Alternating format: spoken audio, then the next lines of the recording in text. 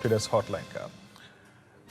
नीरज जी, शुरू करना है, ब्रेक नहीं लेते हैं, हम सीधे शुरू ही कर देते हैं और सबसे पहले देखते हैं सब हेडलाइंस।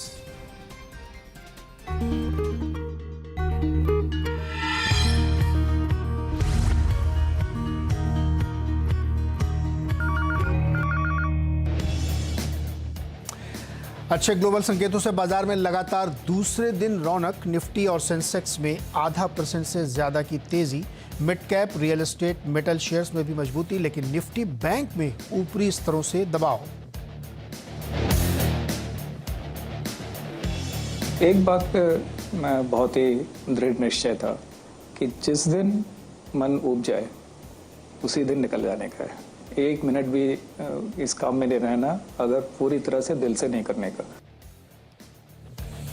टीसीएस से इस्तीफे के बाद राजेश गोपीनाथन ने डायरेक्ट दिल से कहा, बड़े फैसले लेने में लगाना नहीं चाहिए वक्त। नए सीईओ के कीर्तिवासन बोले, कंपनी को नई ऊंचाई पर पहुंचाने की होगी कोशिश। Share flat. स्टील शेयर्स में जबरदस्त एक्शन। जिंदल स्टील 3% चढ़ा, टाटा स्टील, सेल, वेदांता में भी 1% की तेजी। पीएलआई स्कीम के तहत आज 27 कंपनियों के साथ होगा करार। और मिस्टर वेज फूड में करीब 38% हिस्सा खरीदने से जुबिलेंट इंग्रेविया में बढ़ा निवेशकों का इंटरेस्ट। शेयर में 5% तक की तेजी।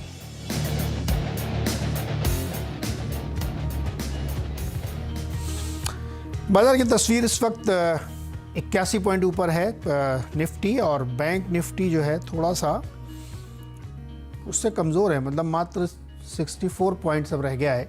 तो जैसा भी वीरू कह भी रहे थे कि बैंक निफ्टी ज़्यादा वीक है, और एक्चुअली वीक और स्ट्रॉन्ग के संदर्भ में ना कह के मैं ये कहूँगा कि कॉन्फिडेंस बिल्ड नहीं हो रहा है कि लोग इसके ऊपर चढ़ के अपने बहुत ज़्यादा ट्रेड बनाएं। कुछ एक स्टॉक्स हैं जो इंडेक्स को सहारा दे रहे हैं, लेकिन ब्रॉडरली अगर आप देखेंगे तो बहुत इंटरेस्टिंग सेक्टर्स इस समय नहीं दिख रहे हैं। टीसीएस में बदलाव हुआ। भी राजेश गोपीनाथन जी की जो बात हम लोगों ने सुनी वो बहुत ही दिलचस्प बात है, लाइफ लेसन है कि जब आपका मन भर जाए और आप बहुत मन से काम नहीं करने का हो तो सलाम बोल देना चाहिए, फिर निकल जाना चाहिए। यही इनके इस्तीफे की उन्होंने अपनी वजह बताई है। और आज के मेहमान हैं प्रकाश गाबा जी। गाबा सर, राजेश गोपीनाथन जी की बात कैसी लगी आपको? मुझे समझ में तो कुछ आता नहीं, इतना मुझे पता है कि बेसिकली इंस्टीट्यूशन इज बिगर। ना ऑफ कोर्स, बिल्कुल बिल्कुल। So I feel is a matter of time. TCS का जो चार्ट मैं देख सकता हूँ वो देख सकता हूँ। नहीं चार्ट नहीं देखना सर। मैंने तो ये कहा कि गोपीनाथन जी ने कहा कि उनका मन नहीं था, मजा नहीं आ रहा था, इसलिए वो निकल गए। Life is bigger than the company also sir. अब मन क्यों नहीं लगा ये मुझे समझ में नहीं आया। इतने साल 32 साल काम किया और फिर भी मन नहीं रखा।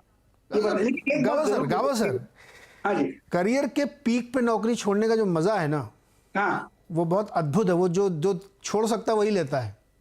नहीं, मुझे एक बात बहुत अच्छी लगी इधर। हाँ। I will tell you very honestly. हाँ आपने बहुत मेहनत कर ली, आप पीक पे पहुंच गए। हाँ। अब आपके कुछ साल बचे हुए हैं। You want to enjoy those lives, और you want to do what you want to do. अगर वो है, then फिर तो you can sacrifice anything. अगर हम sacrifice कहते हैं तो हाँ, मेरे ख्याल में अब देखिए, sacrifice तो हुआ ही नहीं. If you are giving up something for something which you want to do. Sir देखिए सर, इंडिया की टॉप कंपनी के सीईओ एमडी इतनी कम उम्र में, और मेरा निजी मानना ये है कि रिटायरमेंट अगर आप यंग एज में नहीं लेते रिटायरमेंट तो फायदा क्या है? 60 साल 65 साल में आप रिटायरमेंट हो रहे, फिर आप किसी लायक नहीं बचे तो रिटायरमेंट का क्या फायदा? फिर तो आप वैसे ही रिटायर हो गए।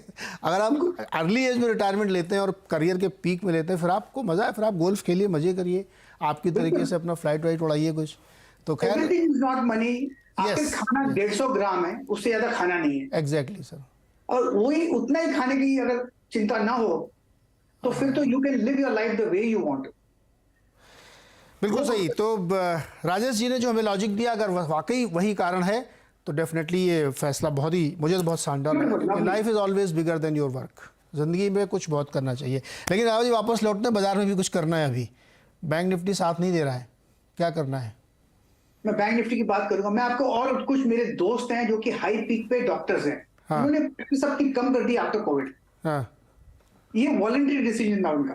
बोला बहुत काम कर लिया, अब क्या?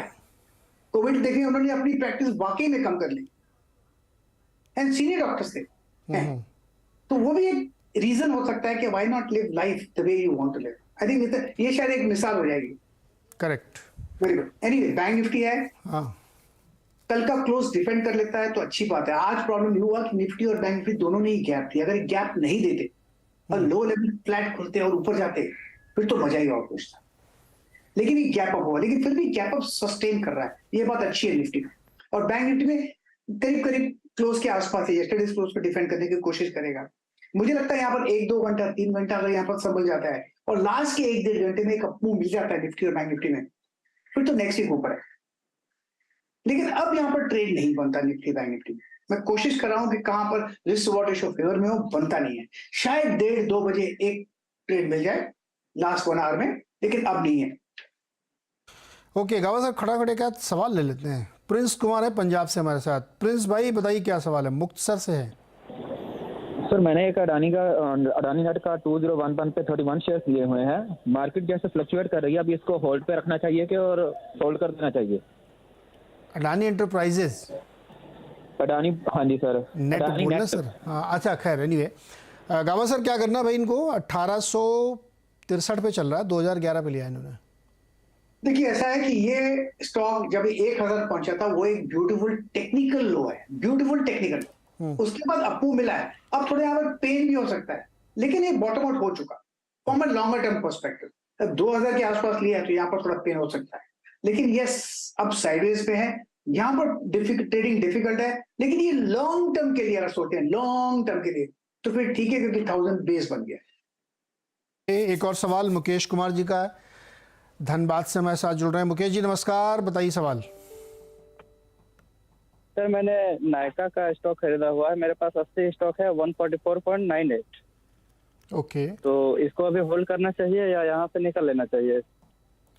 गावा सर, नायका में बहुत सही सबब इन्होंने पूछा, मात्र 51 पैसे का नुकसान है, निकल लें या बने रहें इसमें? यहाँ पर तो रुकना चाहिए, क्योंकि ये बेसिकली चार्ट सेक्टर नायका का वीक है, लेकिन करीब 3 महीने से हम देख रहे हैं कि यहाँ पर सस्टेन कर रहा है। अब यहाँ पर 143 पर ट्रेड करते हैं, यहाँ पर तो बेचना नहीं चाहिए, यहाँ पर होल्ड करना चाहिए। हाँ, अगर आपको प्रॉफिट बुक करना है तो एक जगह बन जाती है, वो है करीब करीब 155 का, लेकिन 155 160 एक बार चला गया फिर तो 200 भी जाएगा। ये जगह अच्छी है होल्ड करने की, यहाँ पर लॉस बुक नहीं करना। क्या खरीदें? अगर लॉन्ग टर्म के लिए है तो शायद खरीद सकते हैं, ये एक जगह अच्छी है, लेकिन बेसिक चार्ट स्ट्रक्चर वीक है नायका का, ये बात बता दो। लेकिन कभी कभी वक्त लगता है, साइडवेज बनते बनते फिर एक अपना मिलता है, ये हो सकता है, पॉसिबिलिटी है इसमें। ओके तो ये राय थी नायका के ऊपर। चलिए गावा जी, आज हम एक इकोनॉमिस्ट से बात करना चाहते हैं, बहुत ही महत्वपूर्ण विषय है। और वो विषय ये है क्योंकि पूरी दुनिया में जो मंदी छाई हुई है, मंदी क्या मतलब उसका माहौल बना हुआ है, महंगाई का बहुत डर है, ब्याज दरों में तरह तरह की चर्चा हो रही है, ईसीबी ने बढ़ा दिया है।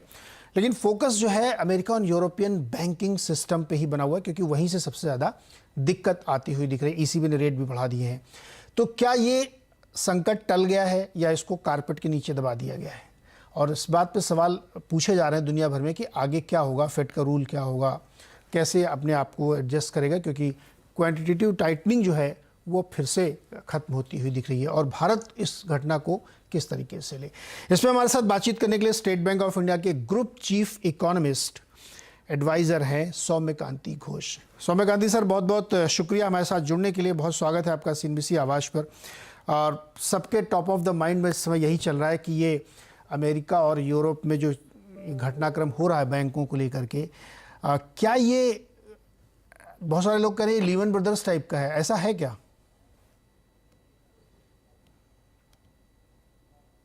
देखिए, अभी तो ये बोलना ठीक नहीं है कि ये लेमन ब्रदर्स जैसे क्राइसिस है, क्योंकि अभी ये जो क्राइसिस है ये लोकलाइज्ड है और जो साइज ऑफ द बैंक्स है वो भी काफी स्मॉल है, और ये लगता है कि ये रिस्क मैनेजमेंट का वजह से हुआ है। लेकिन बात ये है कि जब भी कोई क्राइसिस होता है, वो क्राइसिस अगर सेंटिमेंट थोड़ा सा वीक रहते हैं तो क्राइसिस जल्दी, बिकॉज ये एक सेल्फ फुलफिलिंग प्रोफेसी है, तो हिस्ट्री दिखाते हैं कि ये सेल्फ फुलफिलिंग प्रोफेसी अगर हो जाता है तो वो क्राइसिस थोड़ा सा बड़ा हो जाता है।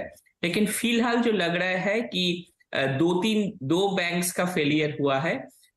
यूएस फेडरल रिजर्व बैंक इस टाइम ने डिसाइड किया कि वो पहले ही सपोर्ट करेंगे। उन्होंने complete blanket deposit insurance support किया है। और हम लोग को लगता है कि हम उम्मीद रखते हैं कि ये क्राइसिस जल्दी कंटेंट हो जाएंगे, क्योंकि कल यूरोप में भी जो हुआ है वो भी सही नहीं है, लेकिन आज हम देख रहे हैं कि यूरोप में थोड़ा सा रिकवरी आया है। सौम्य सर, एक चीज़ और हो रही है, यूएस के छोटे छोटे बैंक से पैसा निकल रहा है और लोग बड़े बैंकों में जमा कर रहे हैं। जेपी मॉर्गन में $15 बिलियन लोग जो जमा कर दिया, उनको शायद छोटे बैंकों में डर लग रहा होगा। क्या ये एक अगेन प्रॉब्लम क्रिएट करेगा, क्योंकि छोटे बैंकों के पास लिक्विडिटी कम होगी और बड़े बैंकों के पास एक्सेस लिक्विडिटी आएगी तो वो फिर बॉन्ड मार्केट में पैसे लगाएंगे, तो ये एक प्रॉब्लम बनेगी फिर से? नहीं, ये तो एक प्रॉब्लम है, क्योंकि ये एसिमेट्री जो होता है इंफॉर्मेशन सिस्टम में, फाइनेंशियल मार्केट्स में, जो बड़े प्लेयर छोटा player, but at the end of the day दोनों को एक साथ कोएग्जिस्ट करना होता है। तो इसके लिए मुझे लगता है कि पहले आगे चलते ही ये भी एक खतरा हो सकते हैं कि कुछ छोटा बैंक का जो है वो बंद होके बड़े बैंक में वो पैसा चला जाए। तो ये तो प्रॉब्लम फ्यूचर में हो सकता है, लेकिन अभी जो फिलहाल जो फेड का ऑब्जेक्टिव है इस तो थोड़ा सा मार्केट को स्टेबिलाइज करना, क्योंकि इन्फ्लेशन अभी भी कंट्रोल में नहीं आया। तो किसी भी हालत में फेड नहीं चाहेंगे कि ये फाइनेंशियल स्टेबिलिटी का वजह से उसको रेट हाइक करना बंद करे। तो क्योंकि पहले अगर इन्फ्लेशन थोड़ा सा कंट्रोल में आ जाए फिर इसके ऊपर आरबीआई थोड़ा सा चिंता कर सकते हैं, लेकिन फेड किसी भी हालत में नहीं चाहेंगे कि ये एक बड़ा इशू बन जाए जो जिसमें उसका जो टारगेट है, जो इन्फ्लेशन को उनको 2% तक लेके आना है, उसमें कोई खतरा आ जाए। तो सौम्य सर, अगर फेड नहीं चाहता कि कोई बड़ा सिस्टमिक प्रॉब्लम बने, इशू बने, तो फिर उसको बढ़त रोक देनी चाहिए। तो क्या आपको लगता है कि वो 22 मार्च की बैठक में रेट हाइक नहीं करेगा? देखिए, अभी तो ये ओपन है। पहले जो 50 बेसिस पॉइंट रेट कट का बात हो रहा है वो तो अभी नहीं होगा, that is of the table. लेकिन मुझे लगता है कि अगर सिचुएशन ऐसे रहे तो 25 basis point rate hike mostly expected है, लेकिन मार्केट्स में काफी एंटिसिपेशन है भी कोई भी रेट हाइक ना हो। इवन इनफैक्ट अगर आप फेड का डॉट प्लॉट देखें, मार्केट इज प्राइसिंग इनकी रेट कट जल्दी चालू हो जाए। बट मुझे लगता है कि अगर ज्यादा कोई डिस्टर्बेंसेस ना, तो अगले 2-3 दिन काफी क्रूशल है, क्योंकि आज फ्राइडे है। तो अगले 2-3 दिन में अगर ऐसे रहे, ज्यादा कोई डिस्टर्बेंसेस, ज्यादा नेगेटिव न्यूज नहीं आए, तो मुझे लगता है कि फेड शायद 25 हाइक करेंगे। और फिलहाल शायद कमेंट्री में उन्होंने ये भी बता सकते हैं कि वो आगे कैसे देख रहे हैं। सौम्य सर, एक चीज़ और बार बार ये जिक्र में आ रही है कि ये एक्सेस लिक्विडिटी के कारण ये सारा कुछ मामला हो रहा है, महंगाई और ब्याज दरें, ये सब। कुछ लोग ये भी कह रहे हैं कि ये रेट इंटरेस्ट रेट साइकिल का इशू नहीं है, ये दरअसल एसेट बबल का साइकिल है, जो कि इंफॉर्मेशन टेक्नोलॉजी के ज़रिए स्टार्टअप में और इन सब में बन के आया है, और वो एसेट साइकिल अब टर्न होता हुआ दिख रहा है, इसलिए समस्या थोड़ी लंबी खिंच सकती है। आपकी राय क्या है?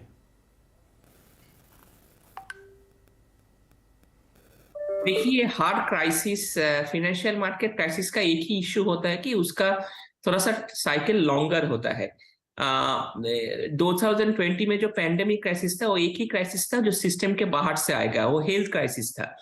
लेकिन 2008 में अगर क्राइसिस देखे, वो उसका भी कारण दूसरा था।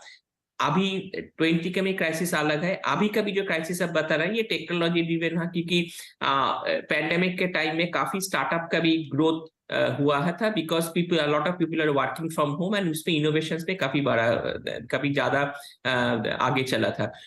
तो एक ही बात मैं इसमें बोल सकता हूँ कि credit cycle bast and boom और एक बिजनेस साइकिल का पार्ट होता है। जो ऊपर जाते हैं उसको कल नीचे आना ही है।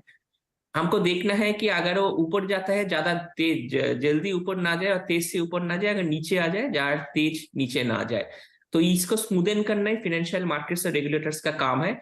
और फिलहाल मैं उम्मीद रखता हूँ कि ये क्रेडिट बास्ट उतना जल्दी नहीं होगा जैसे ये 2 बैंक्स में हुआ था, क्योंकि अगर आप रिपोर्ट्स देखें, कोई भी ब्रोकरेज का रिपोर्ट्स उठा के देख ले, लास्ट ईयर दिसंबर तक सारे लोग इसमें बाय रेटिंग दे रहा था।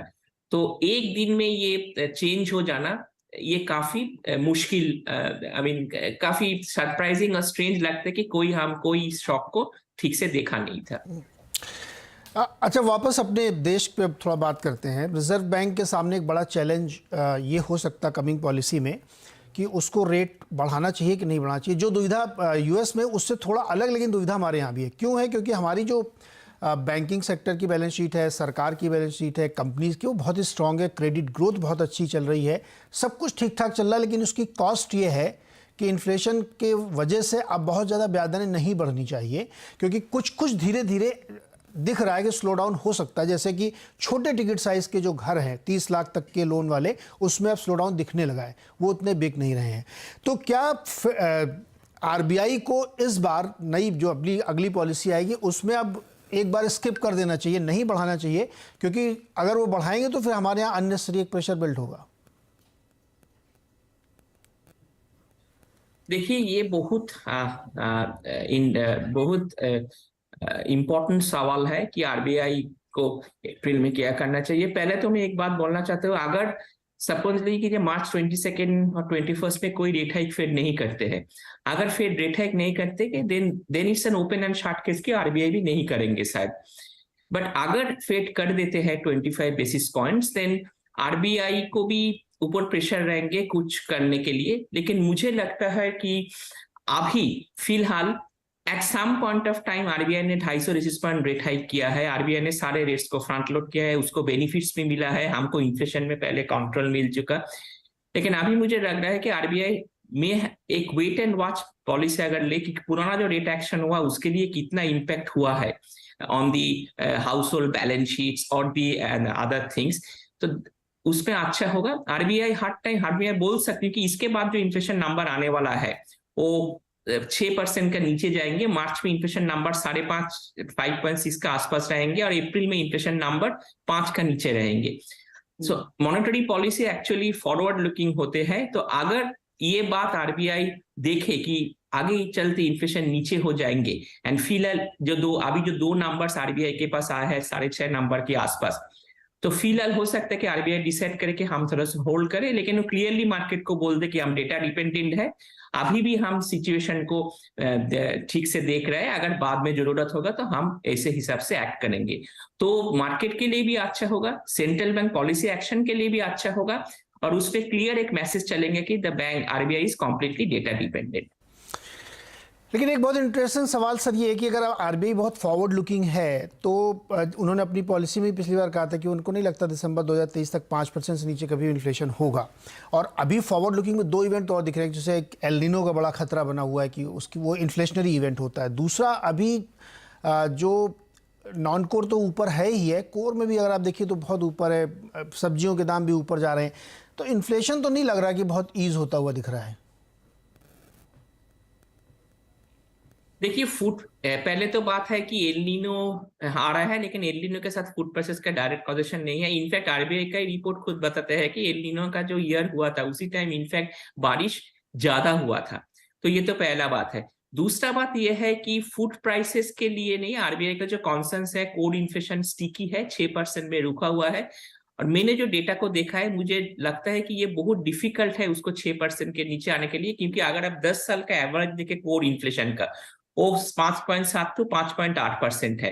तो अगर बहुत भी हम कोशिश करें कोर इन्फ्लेशन को नीचे ले आना बहुत मुश्किल है, क्योंकि पैंडेमिक के बाद क्या हुआ कि हेल्थ एंड एजुकेशन के ऊपर एक्सपेंडिचर सबको बढ़ गया है, एंड कुछ बिहेवियरल चेंजेस हुआ है।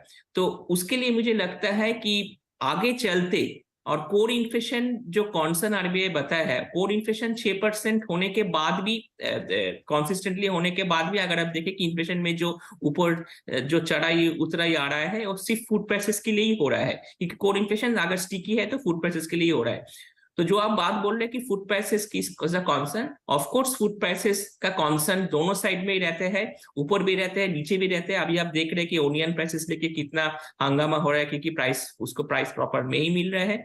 तो मैं सिर्फ यही बोलना चाहता हूँ कि एक अगर ड्रॉट आती है, अगर एल नीनो आती है, बारिश नहीं होता है, फूड प्राइसेस होता है, तो उसके चलते RBI may have to also rethink कि कैसे वो रेट एक्शन को देखेंगे। उसी टाइम में नहीं चाहेंगे आरबीआई कि हम रेट बढ़ाते जाए, because at the end of the day the problem है actually because of supply side issues. अगर ड्राउट होता है और एक बात मैं लास्ट में बोलना चाहता हूँ कि ये हमें बहुत दिन से बोल रहे हैं कि सीपीआई मेथोडोलॉजिकल बहुत सीरियस इश्यूज है, उसको हमको पहले सॉल्व भी करना चाहिए, क्योंकि जब तक हम उसको सॉल्व ना करें, हम एक 10 साल पुराना बास्केट लेके चलते रहे, ये प्रॉब्लम हम बार बार ये से प्रॉब्लम देखेंगे कि सीपीआई नंबर्स लेके काफी डिस्कशन है। अच्छा, एक सेक्टर और है सर जहाँ पे एक बूम दिखा है हमें, वो हाउसिंग है, जहाँ पे बहुत घर बिके हैं, बिल्डर बड़े थे, और अफोर्डेबल हाउसिंग में लेकिन अब थोड़ी थोड़ी डिमांड की दिक्कत ऐसी लग रही, क्योंकि बिल्डर भी बोलते हैं कि सस्ते घर कम बिक रहे हैं, महंगे वाले ज़्यादा बिकते हैं। क्या आगे जाते हुए रियल एस्टेट सेक्टर में आपको कोई प्रॉब्लम दिखती है? ना देखिए, ये बात तो सही है कि हाउसिंग मार्केट एक एसिमेट्रिक है। उसमें एक सेगमेंट है जिसमें आपको लक्जरी सेगमेंट है, जिसके लिए जो लक्जरी सेगमेंट में जो खरीदारी होता है उसके लिए शायद वो लोग को बैंक्स को उतना पैसा जरूरत नहीं होता है, because they are more solvent. लेकिन जो अफोर्डेबल सेगमेंट है, उसी सेगमेंट में बैंक्स में लोन जाते हैं। अभी आपको पता है कि एक्सटर्नल बेंचमार्क लिंक रेट है 250 बेसिस पॉइंट रेट बढ़ गया है, तो इसके लिए क्या हुआ है, बहुत सारे बोरोवर्स जो नीचे लेवल का है 30 लाख से 35 लाख का लोन लिया है, उनका ईएमआई भी बढ़ा है, 10 ईयर भी बढ़ा है, और दोनों भी बढ़ चुका है।